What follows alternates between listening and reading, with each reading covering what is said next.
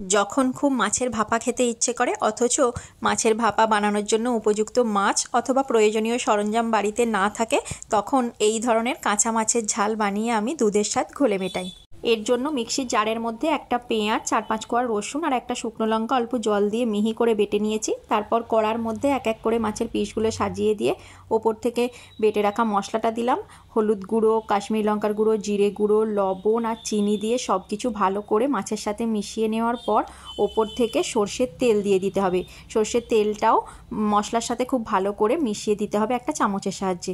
তারপর চেরা কাঁচা লঙ্কা আর টমেটো কুচি দিয়ে কড়াই ঢাকনা চাপা দিয়ে গ্যাসের ফ্লেম একদম কমিয়ে 5 মিনিট রান্না করে নিতে হবে। 5 মিনিট পর কড়ার ঢাকনা খুলে আস্তে আস্তে মাছগুলো উল্টে দিয়ে আবারও কড়াই ঢাকনা চাপা দিয়ে 5 মিনিট রান্না করে নিলে কাঁচা মাছের ঝাল একদম তৈরি হয়ে যাবে। কাঁচা মাছের ঝাল কিন্তু অবশ্যই গরম গরম পরিবেশন করবে। যদি অনেকক্ষণ আগে রান্না হয়ে যায়, খাবার আগে কিন্তু অবশ্যই একবার গরম করে নিতে হবে।